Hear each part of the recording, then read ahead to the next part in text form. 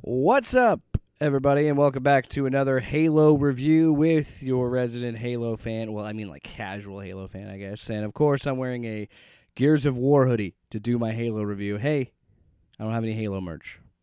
I'm saying, Microsoft, if you want to send me merch, you can, or I could just buy it, I suppose. But this is a special edition. This is the New Day hoodie, the crossover hoodie. So big deal.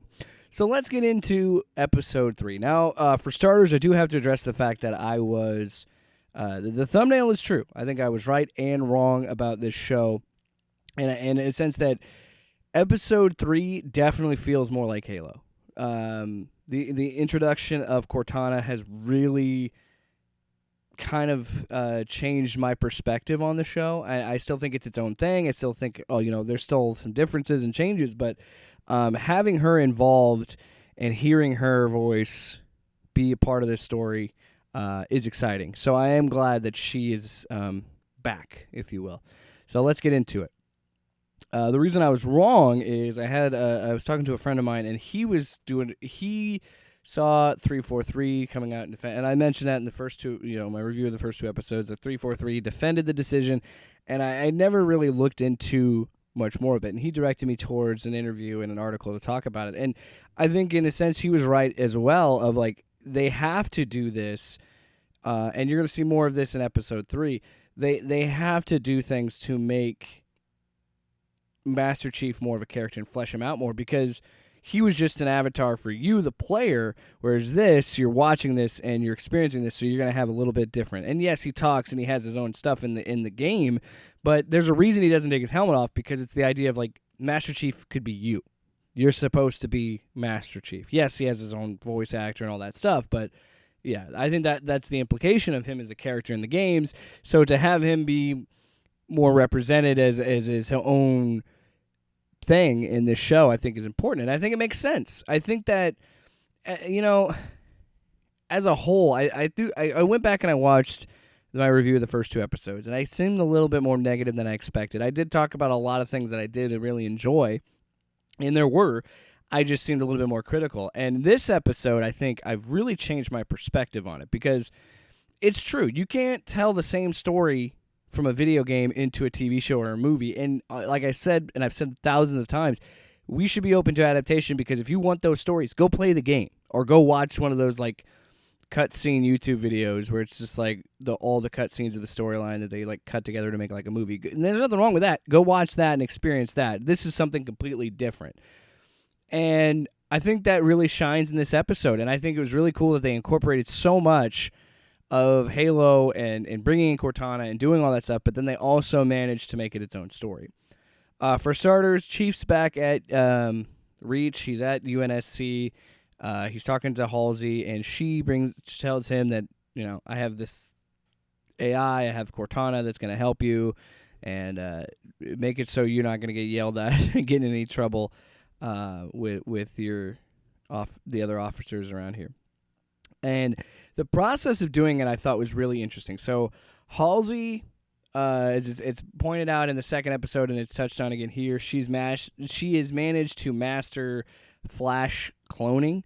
So she talks to a clone of herself about everything, and then she essentially kills the clone, and then takes that, which is what I interpreted of this, took her consciousness of that Flash clone that's her, and put it into Cortana and put it into Chief. And that's how she can talk to him out. Because, again, in the game, it's different. In the game, she is like a little, looks like a little flash drive that he sticks in the back of his helmet. And this is different because, again, he's going to be out of his helmet more. So he is put in the back. She surgically puts him in the back of his head. And so that's how Cortana can talk to him outside of the suit. She's in his, like, auditory cortex, I think is what she says. I like that choice. I think it's interesting. And I want to readdress the him out of the armor stuff. It makes a hell of a lot more sense for Chief not to be in the armor in a TV show, because he was probably out of the armor in between games, right? That's kind of my justification for it, is like, again, he's a human being. He would not wear this armor all the time. He is his own thing. And I think that having that understanding of it, and that feeling for this changes my mind on a lot of the things. Again, if you're still upset that he's not the Chief that you want from the games, or you liked from the games, that's okay. I understand, and maybe you just won't watch the show. That's totally fine. But for me, I'm back to being invested. I was a little. I remember at the end of that video for the first 2 episodes, I was kind of like, I really don't know what to make of this. I don't know if I'm into this. Now, after episode 3, I'm back in. It hooked me back in. It makes me interested because I want to know more about this story. So what we find out is Chief touches the artifact again, and while he's doing it, Halsey has Cortana put him unconscious, put him in stasis, and when she does that, he can't look into the Ark, and the power coming off of the why do I keep calling it the Ark?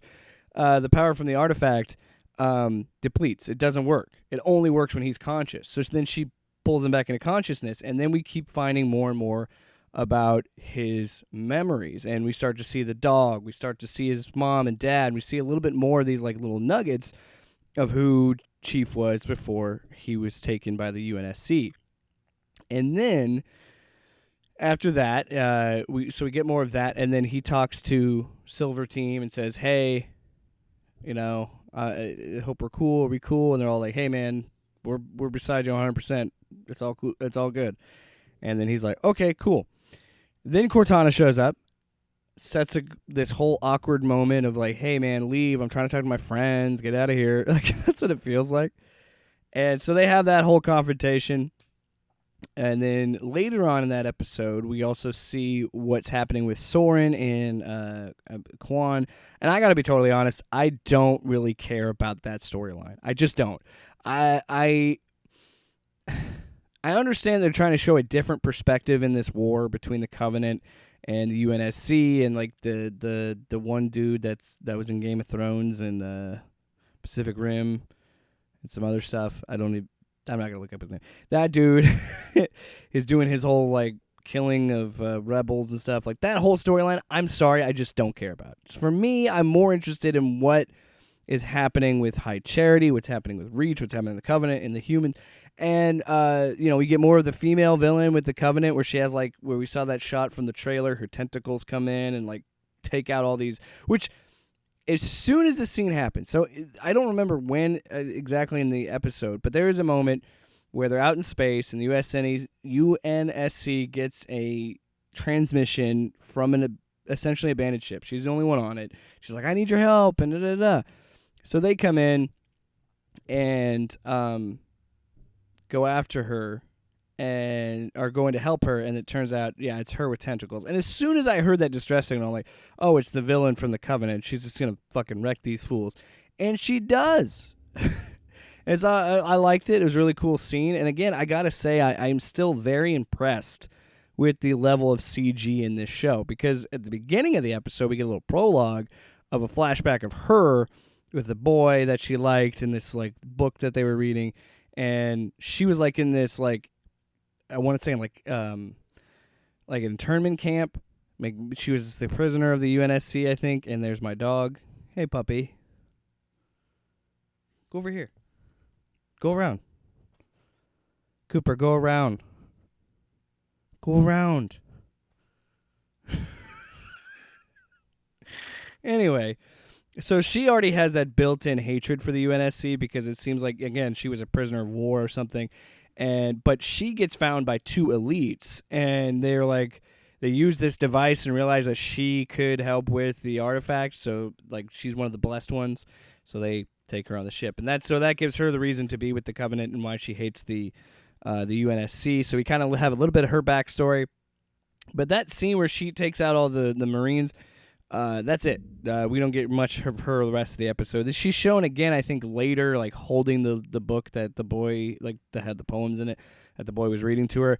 But we don't really see the rest of the episode, which is fine. I like that she's just kind of this lurking presence in the background. I'm still working on the theory that she is related to Chief in some fashion, and that really bothers me. But anyway, back to Chief and his story. So he's trying to find the planet that keeps showing up in his memories when he touches the artifact, and then Cortana helps him. So again, we get that little bit of back and forth that they have, and I like it.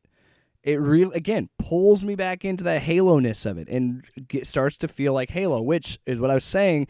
I was wrong and I was right. I think I was right that I knew this episode was going to lean heavily more into Halo, and it really was just the addition of Cortana and Chief trying to find out more of his past. And again, I like that this show is taking chances and going in a direction and giving you a little bit of Chief's backstory because, again, as a viewer, you want to have a reason to root for Chief. You root for Chief inherently in the games because it's you. So I like that they're doing more to make you care about him in the show. So he tells her, which, by the way, we get Master Cheeks, Pablo Schreiber's butt-ass naked in this episode because he's going to take the pellet that's in his spine that, hit the thing. Because he starts to realize that he is getting memories. He's talking to Cortana. He's saying, I'm seeing them, but I'm not feeling them. I don't feel the memories. I just see them. And she goes, yeah, because you have the pellet. It's not going to let you have an emotional attachment to this stuff. So then he makes the decision of like, okay, fine, I'm going to take this out. Cortana tells Halsey. Halsey's like, that's fine. Assist him. Let him do it. She's like, what the fuck? And she's like, hey, he needs to think you're his friend. He needs to think you're his ally, so help him do it. So while he's naked and got the knife in his back, she tells him where to cut and how to cut it out, and he takes the pellet out and puts it in the sink, which, again, I think is a cool sequence after this because he's experiencing Reach essentially for the first time because he's getting to hear the music and feel a different way about it and see people and look, he sees a pet and it reminds him of his dog and so all these things happen and then that leads to him going to get the artifact again, and on his way there he can't get in, it's restricted. He tells Cortana, hey, can you get me in here? Again, Halsey says yes, let him in. He gets in, touches the artifact again. Then we finally get the reveal that he drew another piece of this artifact that his dad had him bury, which, to be honest, I thought it was his dog at first because we saw the glimpses of the dog and then we see the burying and I'm like, did his dad just make him kill his dog? But that's not the case. Chief believes that he buried the other part of the artifact and he knows where the planet is. So now he's going. But Halsey and her assistant are like, no, we're going with. We got to see this out. So that's how the episode ends. Cortana is on the ship with Chief and Halsey as they go to this other planet. I don't remember the name of it. I remember he said there was ice rings around it. They go back to the planet essentially to see if they can get the second piece of the artifact because, well, John is trying to get answers. Master Chief's trying to get answers about his past and who he is. Halsey wants it because she obviously wants the power because most of these people, other than Chief, are bad people. It's just the facts. So that was episode 3, Emergence. Again, I think it felt a lot more... Oh, there's some other stuff. Soren's helping Quan go after the one dude that's killing all the rebels. Whatever. I think it was a good step forward, a solid step forward. I'm wondering if, much like I did with the Moon Knight review that we were talking about, I wonder if these next set of episodes are really going to be action-packed and really pick up the pace. Because I believe there's 10 episodes of this first season, if I'm correct.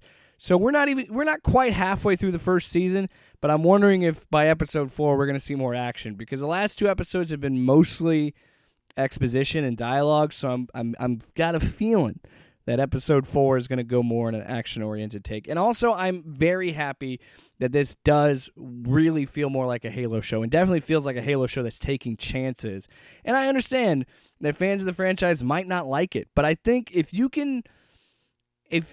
watch, look, I'm not going to tell anybody to waste 3 hours of their life if they don't like something, right? And if you sit through 3 hours of this and don't enjoy it, don't enjoy it. But if you have already seen the first 2 episodes and you're kind of like, I don't know about it, I say give episode 3 a chance, and then if you don't like it after that, you're probably not going to like the rest of the series, and I say you could probably bail, to be honest with you. So that's just my opinion. I think that I'm interested. I'm very interested to see where it's going. And also, keep in mind, I've said millions of times ad nauseum at this point, I'm not huge on Halo lore, but as someone who's a casual player of Halo games, I'm still very interested. And I'm rooting for this show, not only because I like Pablo Schreiber, I'm rooting for Microsoft to get a win, and I'm rooting for more video game adaptations. And I feel like if this is successful and if people like it, we're going to see more video game adaptations in a TV medium versus a movie medium. Because it's hard to do a movie unless you're Sonic. Sonic somehow has cracked the code and made a pretty good first movie, and I haven't seen the second movie, but people are really loving that one too, so I don't know. Did you like episode 3 of Halo Emergence? Comment down below. Let me know. Click the bell. First hit subscribe, then click the bell so you get notified when videos like this go up, because for whatever reason, even though you're subscribed, you still have to have a bell because YouTube sucks. Just kidding. I love you, Susan. Anyway, thanks so much for listening to or watching another Halo review, and let's see what happens next week.